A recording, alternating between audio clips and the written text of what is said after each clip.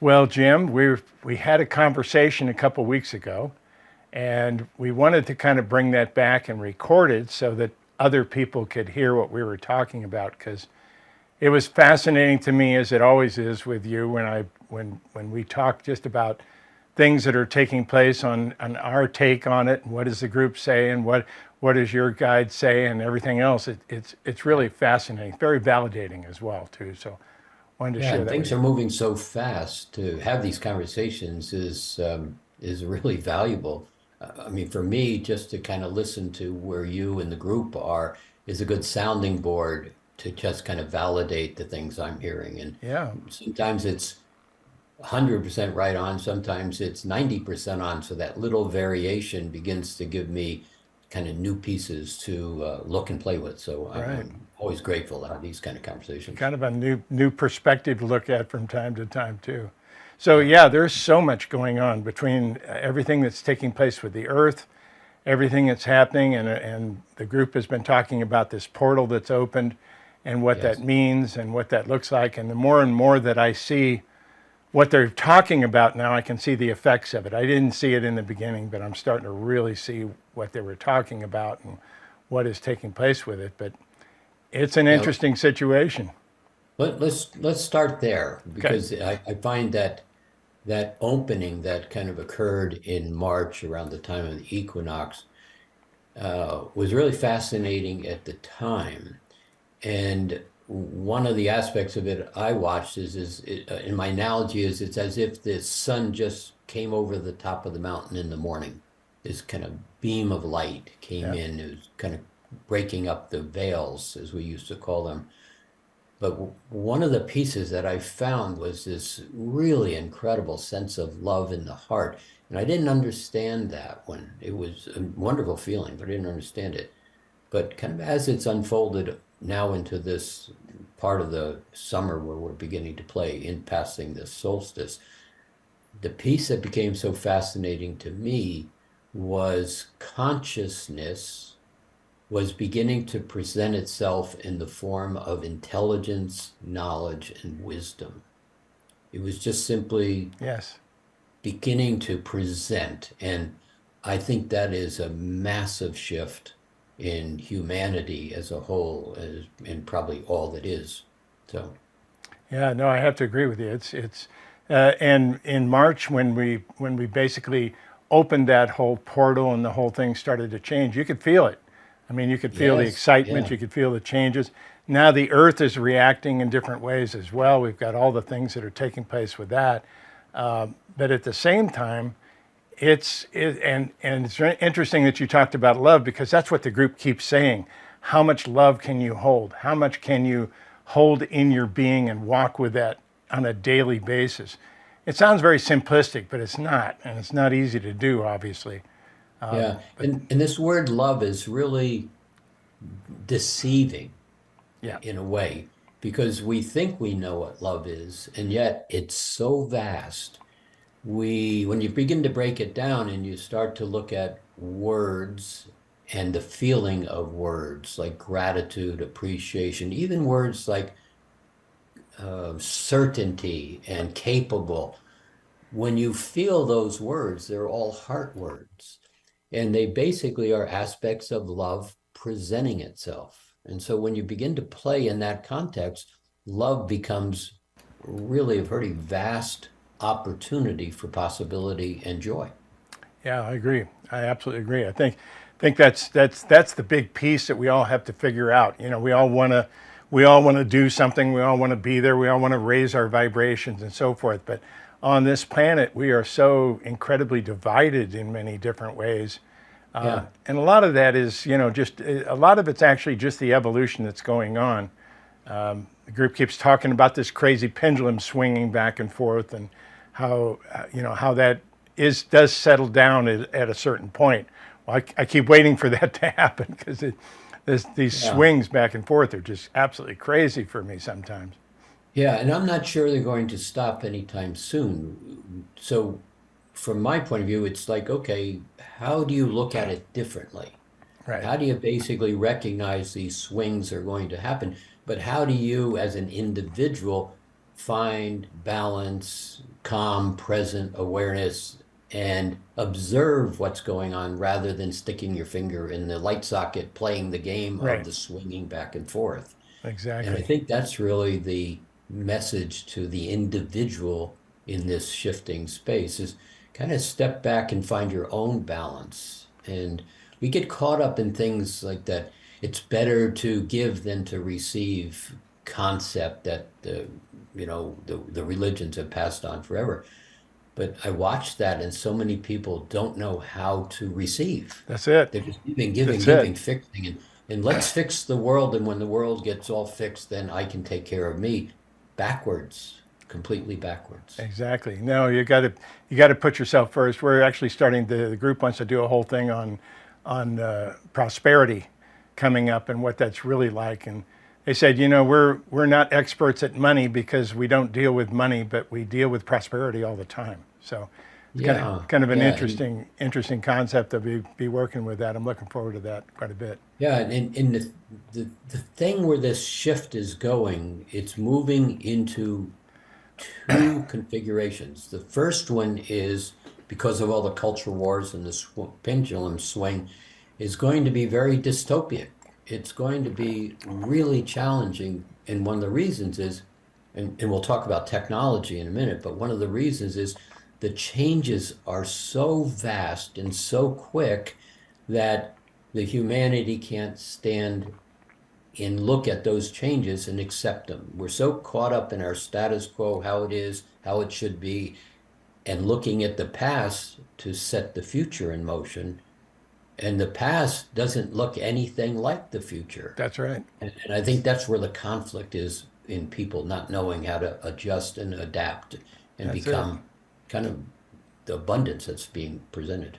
We just did this whole aspect of working with negative emotions and what that was like and seeing the gift in it. And basically, it's about shifting your perception consciously, Yeah. consciously learning to shift your perception in different ways. We've been working with some of that in Lightmaster as well for many years on even a physical basis to be able to see more out of your peripheral visions, because when you go into fear, the first thing that closes down is your peripheral vision. So we've started working with many of these aspects to do it, but the energy has gotten so tight in recent months and even weeks. It's been absolutely astounding to happen with what's been going on. And I think we also feel the pressure from the planet itself. We're all part of that and tied in with that. Yes. So that you mentioned that the little beam of light coming over the top and kind of entering the world. I want to tell you my most recent experience. We've had a very unusual thing happen with the sun. We're not quite sure what all this is about because it hasn't been fully explained yet. But the other day on June 8th, we actually had the Yes. opportunity for 99% of the people on planet Earth to see light at the same time. I saw that. That's a fascinating. Absolutely fascinating stuff. And the energy of that, I found myself walking around my house one evening last week with this beautiful amber light coming in from the sun that I've never seen before. I had actually never really seen, and it just filled the whole house. I had all the lights off, but it was just this magical opportunity for about 45 minutes where I could just walk through my house and experience almost another dimension in that light. Yeah. And then I realized that, quite a few years ago in my second book, the group talked about a new color coming in that would be between the range of yellow, amber, and gold, which is exactly what I was living in. Nice. So it is somewhat of a prophecy fulfilled as well that we're starting a new energy, a new light, and Yeah. obviously we're going to go into it kicking and screaming. That's typically how we do things. We don't step forward into things. We argue, we resist, we do all the things that we seem to be doing now and the separation and so forth. But I think I have great hope. I really do that we Yeah. can change a lot of this and that we can shift forward with this and that the earth will be able to support us too in some of those areas. Yeah, the Earth is going through a massive change, and it's much more than climate change. I mean, it has so Yes. much to do with the sun, the magnetic fields, how it's all affecting us. But one of the things to this light you're just talking about that I'm kind of finding fascinating And without going deep into this, we've said all along there's 5 different configurations of present time. Now, don't think too deep on that, but 5 different configurations. The one we're so used to is past, present, future, and then you die, that kind of linear timeline. Right. And most people spend very little time in that present time because that's very reactionary because Right. they've got so much attention on the past and the future. And then something happens and it's like, oh no, this isn't supposed to happen. Well, you're in present time, but that one's very reactionary. And then you have circular time and you have simultaneous time. But the time that's, I think, coming with this light that you're pointing to right here is time is collapsing and elevating. And what I mean by elevating is in the kind of the third dimensional game that we play, life as we know it, Right. it's sticky. So you say, I want to have something happen, and they say, I'll get back to you in 2 weeks. And so you have this drag, this sluggishness in that space. And as this time begins to collapse, past and future start to begin to disappear and come into a presence, but it's elevating and the stickiness is going away. And so the time drag between what you want and what you would like to have is now collapsing. And I think as people begin to start to recognize that, the ability to create for themselves and then have an abundance to give to others is greatly what this whole change is with that beam of light coming into our reality. I do agree. I do agree. I think that's what we're looking at. We're looking at the opportunity for us as humans to step up and to anchor a higher vibration, even in this fifth dimensional world. Yeah. We've moved into the fifth dimension a long time ago, and yet we're still anchoring ourselves in old third dimensional realities, the way we used to do things, the way we used to measure things, and so forth. And I think that a lot of that is starting to change. We're seeing some massive shifts that are going on with a lot of that energy. Yeah. And one of the things that happened 2 years ago around the solstice, what I try to do a lot of times is just identify kind of the movement of everything at the equinoxes and the solstice. I mean, it's a flow of energy. So there's never one point where anything significant happens, Right. unless it's an event like March and this event showing up in August. But in that space, the last 2 years, it was an octave jump. An octave just basically leaped over some of the linear flow that we're so used to. And the nature of the octave began to have an architecture to it that was made up of joy and ease and a lightness and a buoyancy. And it was at that point, and I think you and I had a conversation back then, where gravity is changing. It was an introduction of a gravity shift. And now I don't mean gravity in terms of your feet don't stay on the earth. The gravity was in the mental, emotional body, the tension in that space, the electromagnetic, I hate that person and this isn't working and I'm really angry. That's pretty intense electromagnetic fields that thought and emotion create. And this octave is creating this kind of architecture to step into to where all of that loosens up. I really don't like this person. Well, maybe I don't really like them that much. I mean, or that badly. And it begins to soften. And I think that's something that people have not grasped as yet. I agree. I agree. And if we can start to widen our perception a little bit and even practice that, we're conscious creators. That's the biggest challenge about it. We're conscious creators. We don't know it. We look at something and we manifest it. We absolutely manifest everything that we're touching and going into. And most of the time we think we're playing a game. We think we're following a path when we're actually creating it. So Exactly. to actually focus on that, to bring in the things that you want are becoming much more important for you to gain your focus, to know what you're going to be focusing on, to realize that all these people and all these entities and technologies are all trying to grab your focus. They're trying to get your attention. They're trying to lean you in one way or the other, to sell you something you didn't want to buy, to get you to vote a certain way, to do something of that nature, or to take sides in anything. Yeah. And Yeah. I think that whole time is teaching us something as humans. And it's kind of interesting because I think we're all working with a life lesson of grace. We're all trying a collective life lesson at this point to try and figure out how we can move and go through these sections and still maintain our connection to everybody. Yeah, but one of the pieces here that I watch is when you really kind of look at everything going on in the world and you step back and you get into neutral and you get really kind of present and you look, 98% of what's going on in your life has nothing to do with your life. Correct. And we give so much attention to what he said, she said, and how come and why, and the politics. And the thing is, we're missing the point in giving that attention. And it usually winds you up internally, emotionally, when you don't like something you see. Right.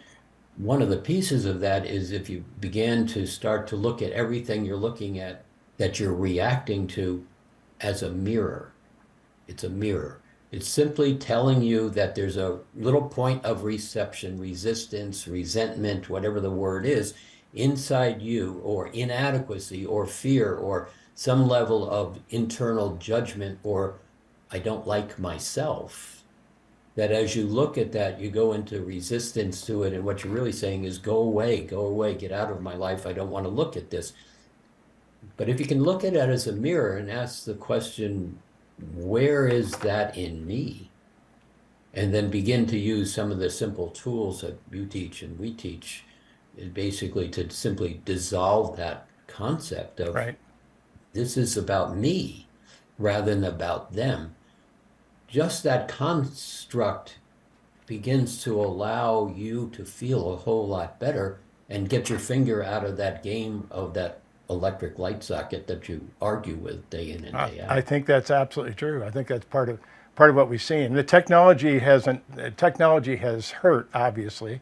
It's moved so incredibly fast. I do believe that a lot of this has happened because of social media, just simply giving us a house of mirrors. That's exactly what the group said about it. Is it's fine, communicate with it, get your friends on board, do all this stuff, but you're not getting exposure in there. That is not the real world. It's only a house of mirrors of people that think like you.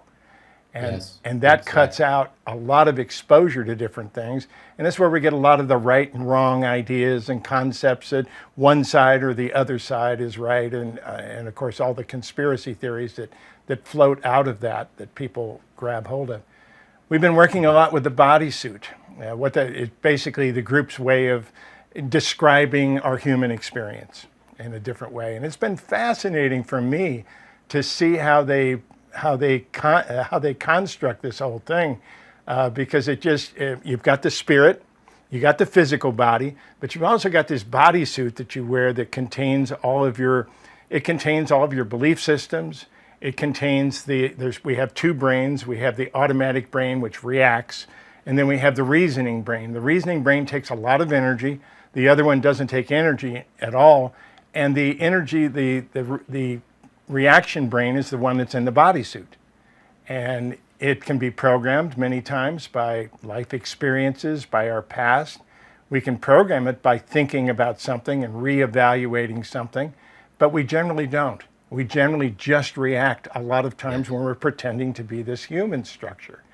And it's been really fascinating to see that way they talk about it. You know, they talk about the automatic brain is what drives your car most of the time. You're thinking something else, your brain's constructing some other situation that you're trying to resolve, and you're driving home. And it knows exactly where to go and what to do, but it's reactionary. Yeah, and you miss the drive. Yeah, exactly. Sometimes you drive too far or something else, some other part of it. Yeah. But if it's raining or snowing, your conscious brain gets a hold and you start driving the car with a different brain. And that is the challenge about us, to find how to clear this bodysuit to where the spirit can come through it very clearly and be able to interact without all the transitions, without all the biases that we naturally carry, and so forth. And to me, that is what the group has been talking about when they talk about this 80-20%. that Hmm. we are basically 80% physical right now with 20% of our spirit leaking through once in a while. If we are able to reverse that or change it in any form, even if it's 50-50, that evolution will also have a huge effect on the earth because Yes. it'll be less density that the earth has to deal with and support now that she's harboring 8 billion souls too. So, Yeah. You and I both have an aging group of people that follow us. I mean, we've uh-huh. been doing this for a long time, and we have lots and lots of people that have hung in there, and basically this is part of their life path. But one of the things about people in our age group, and really 50 on, is we live in stories. We Yes. have stories. And one of the things that's different about the younger generation, they don't have time for stories. Now, I say that positively. They're moving from event to event. They're in social media. They're bouncing around. Yep. But what they don't do is they don't create stories that they then begin to live their story. They don't look back at, oh, poor me, my life was not good, I didn't have this, Right. and then they live in that story. Whereas many of us at a different age are still looking back at our stories, and to a great extent, similar to what I said a minute ago, our stories have nothing to do with us today. Not today. That's We right. don't live with that tribe. We don't go to that That's school correct. anymore. We don't have that divorce. But yet we construct ourselves based on our story. And that's going to begin to be, it's not beginning, it's troublesome because we keep trying to recreate the world based on our stories. Right. And this technological shift, artificial intelligence, is simply a little child that is beginning to say to mommy and daddy, how do I grow up? Exactly. And so people are throwing rocks at artificial intelligence, but it's the mommy and the daddy that's feeding the story to the little kid to basically decide how it's going to navigate the world going forward. And it's happening so rapidly that those of us who are caught in our stories Right. are trying to tell that artificial intelligence, well, this is how you need to do it. And when you got such a polarization in everybody's opinion of how it should be done, that little child AI is going to basically adapt its story and then begin to create its own story. Well, And you've that's the opened up the challenge. whole technology part. Here we go. Yeah. I love this Yeah. part. Well, first of all, let me address the story part because that's what the group says. Basically, we do when our spirit has a direction and our bodysuit has a belief system or something in the way or something else that it's been taught, some bias that is naturally in the bodysuit. And we've got tons of them, but we have biases in the bodysuit. When the spirit doesn't agree with the bodysuit makes up a story. And that's exactly what you're Yes. talking about. It Yes. rationalizes things by making up these elaborate stories. That's actually what our new modality is based on, the CLP, the Cognitive Life Path Programming, is about rewriting the story. That's one of the techniques that we use to try and do it. Rather than have our story fit into the world, we're going to rewrite the story to give us more capabilities and more interactions. But that's fascinating. And oh Yeah. my God, But see, AI. Oh, the thing that's so fascinating to me is I'm watching a lot of these pieces come together. And in where I said this whole new presentation of that beam of light coming over the mountaintop is made up of intelligence, knowledge, and wisdom. And it's consciousness. It's all that is. It's creator, God, Allah, whatever you wish to label right. consciousness and spirit. It's beginning to present itself. And one of the fascinating aspects of technology is technology always precedes cultural reinventing itself. Yes, it does. Whether it was electricity, fire, sanitation, agricultural harvesters, the cell phone, the culture that shifts out of that is always directed by the technology. But this time, what's fascinating is that intelligence, knowledge, and wisdom is basically presenting. And one of the things where people are looking at this technology and panicking, and I think rightfully so, there's going to be bad things that are going to happen out of this use of artificial intelligence. But intelligence and knowledge and wisdom don't set out to say, let's get rid of all of that. Right. Intelligence is not about destroying itself. And so you're watching this culture shift in technology, this intelligence coming in, and basically the human is evolving into the intelligence. It's Integrating. simply Absolutely. going to begin to function in a place that says, why do I have this gun in my hand? It doesn't make any sense. And we'll put down the gun. Now, there's lots of chaos between here and there. But the fact that it is now presenting in this manner of opportunity, abundance, well-being, you're going to see massive shifts in technology that are going to start to allow humans to think differently. But be clear, there's chaos before there's the massive abundance. Absolutely. But the consciousness is stepping into the game. There's some fascinating things that we've talked about. You and I have even talked about this. Everybody's very afraid of AI right now because they're understanding really what the capabilities are. The truth is that with facial recognition that's already here, just the information that's already here, it is possible for people to take a picture of you on the street, run it through certain databases, and know how you vote, what kind of foods you like. They know basically the whole opportunity about you. So, and this comes back to something else the group has said, we're living in the times of no more secrets. And that's scary stuff, but yet it's also very freeing. So yes, they can tell a lot about us, they can understand us, they can mimic us, they can, and yes, of course, there's going to be bad actors that use this technology, just like any technology. There's going to be people that abuse it and move it in different ways. But I love the analogy that you have about the baby, about the infant being taught, because that's exactly what this is. I don't think we're going to have any laws that are going to keep it in check. It's already too late for that. We've already let the genie out of the bottle, so to speak. Exactly. But I heard one thing that it just cracked me up on one hand, and on the other hand, I couldn't stop thinking about it. They apparently started this rumor on social media in the UK, and somebody simply said, why don't we teach AI to run our governments? And I was laughing hysterically about that in the beginning. And the more I thought about it, the more that would get rid of a lot of the partisanship and all the crazy stuff that we have to deal with in order to get anything done here. That might actually ultimately be an answer for us. So, yeah, and that will happen.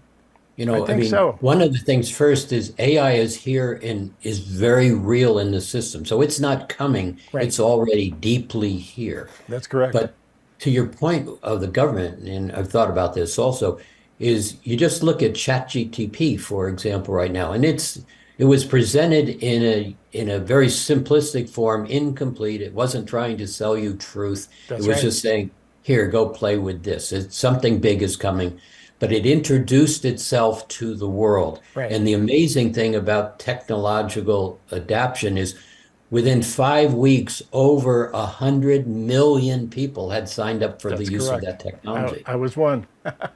Yeah, unbelievable. But one of the things about it is you say, well, tell me how this works. What if you just basically took the arguments of politics, the left and the right, and said, here's an argument that we put forward, here's an argument that we put forward. How do we work through this to come up with an answer? And within seconds, it gives you an answer. Possibilities, exactly. When you start adapting to that and you start, ultimately, it's going to be cleaned up to the point where there's a sense of trust, which is what's lost, will come back into the system. And you're already seeing that happen with right now, they did a big study with cardiologists, and they basically gave a series of examples to cardiologists, and they gave it also to the computer to assess to what would be the proper way of handling this. And it came out 98.5 consistent. The artificial intelligence said, this is what you do. You're going to get to the point where you're going to see doctors basically be required. Right. Otherwise, malpractice is going to drop in. That's You're correct. required to use this artificial intelligence for your diagnosis. Eventually, that's going to be very accepted, and it's going to start to bleed into the government's decision making. I And so, do agree. I sure hope so. Right now, most of the people in our government here in the United States don't actually know what AI really is. that's They right. have, they have That's the right. concepts about it. They've got all the fear stuff about it and so forth to do it. But the chat The- GTP was absolutely fascinating. I brought that into one of the Lightmaster groups to show them what it was and how it worked. And I put in 4 words. I put in Espavo, I put in Steve Rother, and I put in the group, 5 words, excuse me.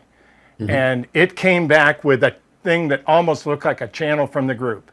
I Yes. couldn't believe it. It's like 5 Yes. paragraphs, and I know what they're doing. They're basically using the database of the internet to pull any information that they can and then rework it in a different way. But it's absolutely fascinating what the capabilities are with this, and we'll be able to use it for a lot of things. I don't think we're going to be able to tell the music that's written by a human versus the music that's being written by AI, because that's happening right now.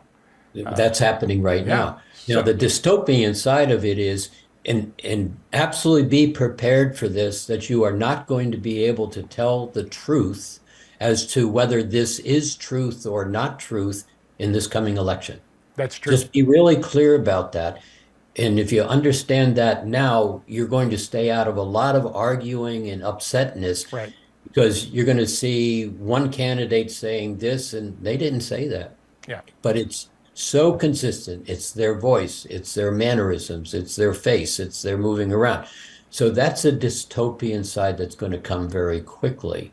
And out of that, there's going to be a lot of anger generated, but a lot of intelligence that's going to simply say, this is not okay. We've got to do this differently. I And think you're people right. will be waking up. I think you're right. I think this is leading us to a point of basically reaching that level of frustration where we start to look at things differently. And Yeah, hopefully yeah. hopefully that's working for everybody, because when we are separated the way we are and on sides and things, that's what the group said. They said, you've been hooked into something, and if you think you're on this one side of anything, you've been hooked. You've basically Yes. been hooked, because Yeah. that whole illusion of division has just been phenomenal and very controlling. People can be Yeah. controlled when they're in that state, which is really frustrating. And The other- it's important here, though, for the communities that we talk to, Uh-huh. again, being of a little older age than the younger kids. But when it comes to this technology, 80%, when they ask the question about ChatGPT, 80% of the population that was using it was under the age of 50. Interesting. And then under the age of 30, 66% of the use of ChatGPT. That means that the younger generation is using it 2/3 of the time. They're going to anchor And it. then it asks the question about how much of it is being used in the United States, 14%.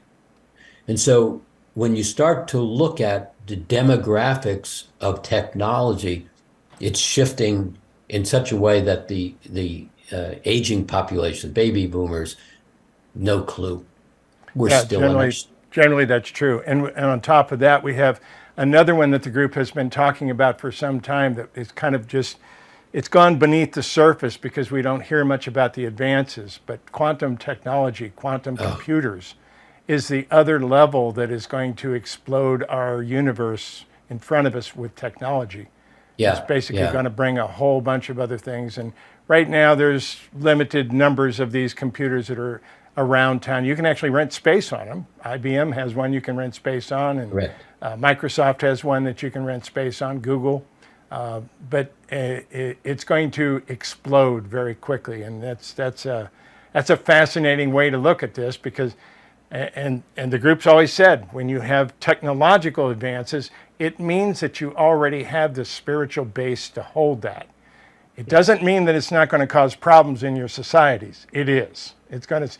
because we're reactionary. We're in the bodysuits all the time, so we're reacting to things that don't fit our story, basically, and don't Exactly. fit in different ways. But the reality is, we've got some really exciting changes coming, and I'm thrilled that the Yeah, younger yeah, generation has a grip on this. I really am. yeah.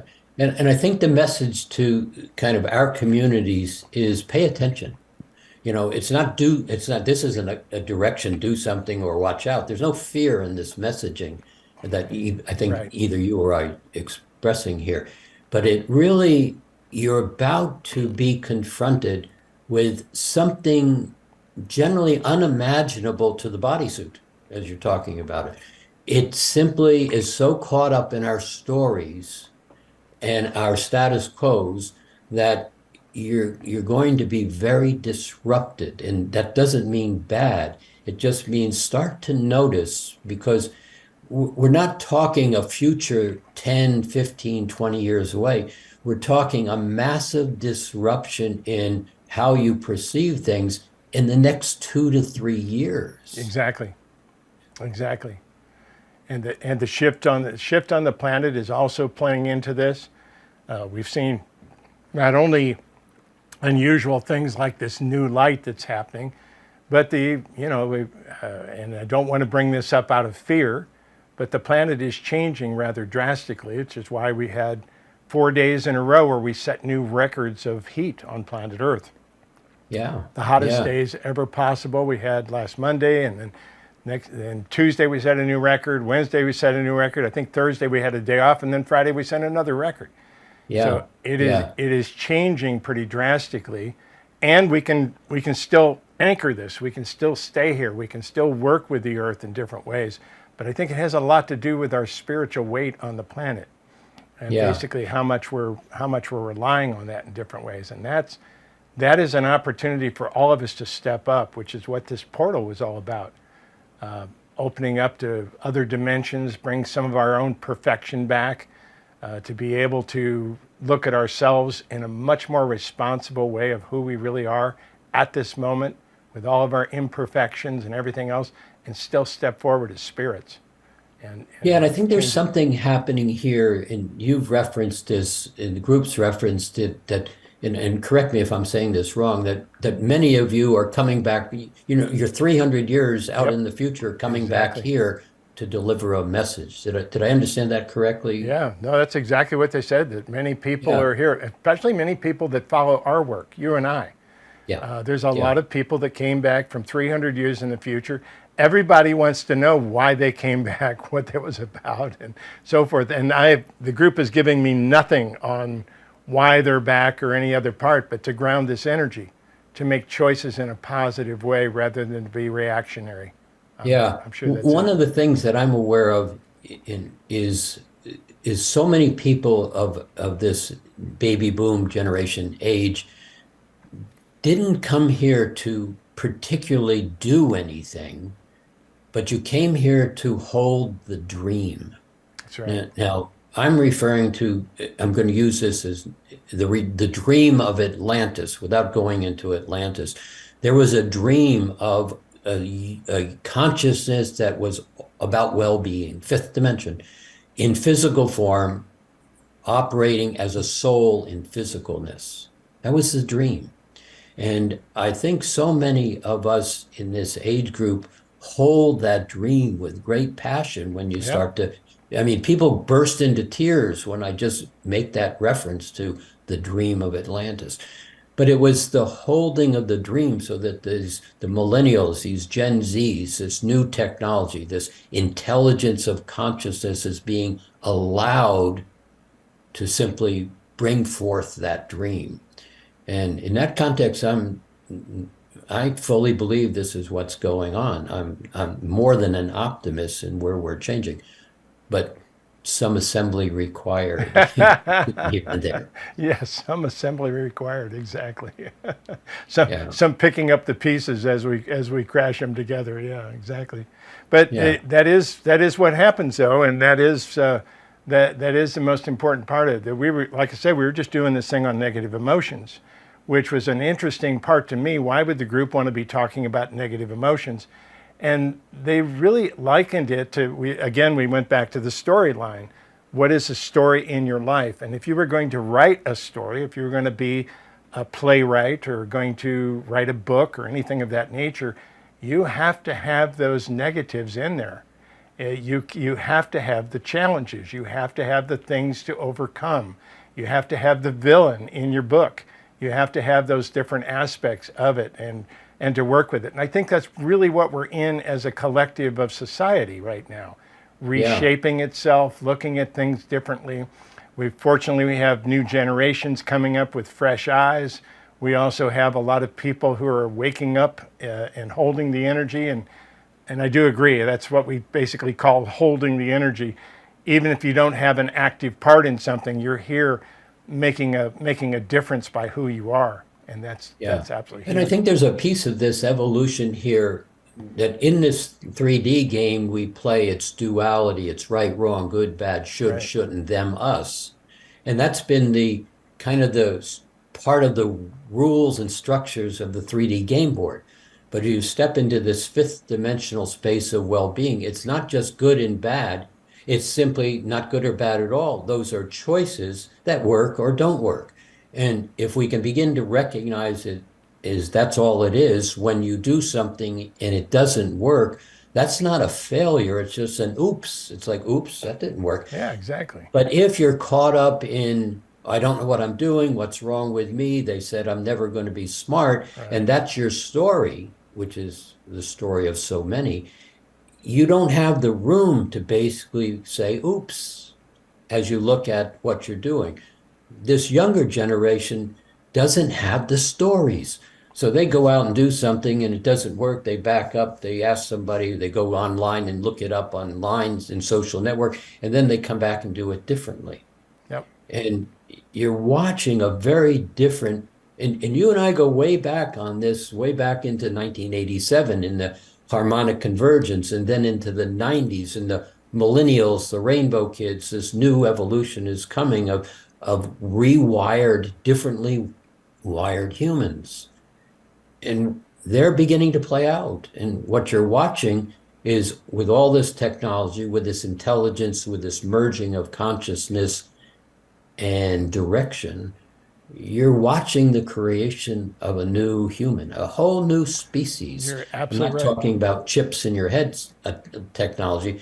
I'm talking about an alignment with consciousness, instantly asking for the apple to appear, and it does. Right. This is really big shifting stuff that we're playing in. And if you allow yourself to just step back and be kind of amazed, I think you're going to find choices that you have not seen before. Yeah, I totally agree. I think that's a huge part of it here, that we are shifting rather rapidly. Anytime we have rapid change, we're going to have rapid resistance. We're going to have all the energies around that we'd see. We're seeing that. We're seeing a lot of it now. We don't take it seriously. You just know that you're moving in a positive direction. We're going to anchor it. And I do believe that the new humans are here. I do believe that that's exactly what the group's message has been too, that there's beings being born on this planet right today that are going to change a lot of things, and they think quite differently than how we've thought in the past. Some of that is technology, and some of it's just the fact that even sexuality. We're growing up. We're in a situation now where we're going to have the porn generation. They're not. In some ways, it's a different relationship to sex and sexuality. We're seeing all sorts of expressions of that take place. We're seeing asexual people. We're seeing a lot of transgender people. We're seeing a lot of experimentation with these boundaries that used to be very staunch.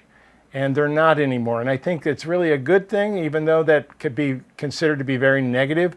I think that the kids aren't going to be afraid of it the way that many people have been in the past. I agree. And how baby boomers look at that word pornography and then have an opinion about what it's doing or how it's playing out, and how young kids look at pornography. They just shrug their shoulders. It's like, Yeah, yeah, exactly. okay, whatever. They Exactly. don't have the religious taboos attached to it that so much of us grew up in, they could care less with it. And there was a recent survey about pornography in young people, and the thing they were most concerned about was sex trafficking. Yes. Yeah, the That abuses of it. the taking advantage of. Right. It wasn't what position did you have sex in. Didn't even come up as a topic. It was the abuse of what was going on, and so that gives me a lot of encouragement when I Yeah, me listen to too. I think that we're onto a level where we can start looking at things very realistically and not have it be such a big deal. And Yeah, sexuality is a huge part of that we've been afraid of here in the United States. We seem to be taking steps backwards in that area right at the moment with a yes, lot of things that are going on. But the nice part about that is it does produce something where kids are going, yeah, that's just porn. And yeah, in the beginning it was, oh, this is sex.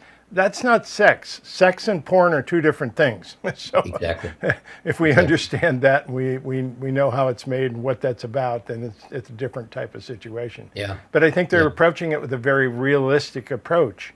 And if we can have that and encourage that in all areas, we're going to have a whole new generation of people on this planet in a fairly short time. And we absolutely need that. Absolutely. Well, and you can take a look at things like racism and sexism and all of the isms that we bump into when you start to look at, I mean, in the politics in the United States right now, you're watching a lot of the conservative states and the conservative old white men, Mhm. basically of both sexes in some cases, arguing for the fact that the white population is no longer 50% or dominant in the United States. It's falling away.